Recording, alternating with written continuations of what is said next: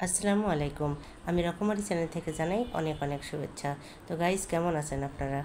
এরকম গরম গরম ভাতের সাথে যদি এরকম মাগুর মাছের ভাপা হয় তাহলে কেমন হয়। তো তাহলে চলুন দেখে নেই আমি কিভাবে এই মাগুর মাছের ভাপাটা করছি। তো এখানে দেখতে পাচ্ছেন আমি সিদ্ধ করতে দিয়েছি পেঁয়াজ, আদা, রসুন আর টমেটো, কাঁচামরিচ, এগুলো আমি সিদ্ধ করে নিচ্ছি। 1 চামচ সরিষার তেল ওর মধ্যে দিয়েছি। দিয়ে যখন পানিটা টেনে নিয়েছে, এখন আমি 1 চামচের মতো সরিষা দিলাম, সাদা সরিষা দিয়ে ওটার সাথে ভেজে নেব। ভেজে নেওয়ার পর যে বাটিটাতে আমি ভাপা করব, সেই বাটিটাতে আমি 1/2 কাপ সরিষার তেল দিয়েছি। তারপরে 1 চামচ করে হলুদ গুঁড়া, 1 চামচ শুকনো মরিচের গুঁড়া, 1 চামচ জিরার গুঁড়া, 1 চামচ লবণ দিয়ে ওটাকে সুন্দর করে মেখে নিয়েছি। নেওয়ার পর এখানে যেগুলো সিদ্ধ করে নিয়েছি আদা রসুন, সেইগুলো আমি ব্লেন্ড করে নিয়েছি। নেওয়ার পর সেগুলো আমি এই বক্সের মধ্যে ঢেলে দিলাম, দিয়ে আবারও সুন্দর করে মেখে নিচ্ছি। খুব ভালো করে মেখে নিতে হবে যেন খুব সুন্দর করে তেল একদম ভালোভাবে মিক্সড হয়ে যায়। মিক্সড হওয়ার পর যে ধুয়ে রেখেছিলাম আমি মাগুর মাছগুলো, সেই মাগুর মাছগুলো আমি দিয়ে দিচ্ছি ওর মধ্যে।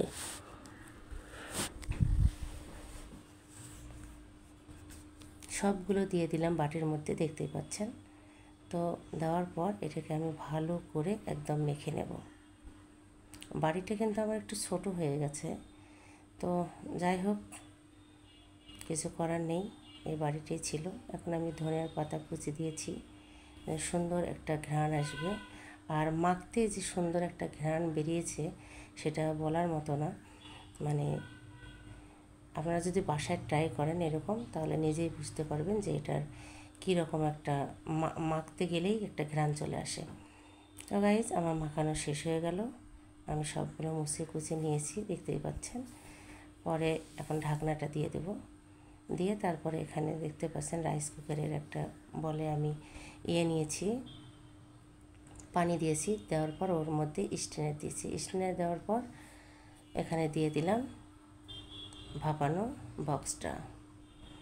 তো এইভাবে ঢাকনা দিয়ে দেব, দিয়ে 30 মিনিট অপেক্ষা করব। 30 মিনিট পর আমি ফিরে আসব।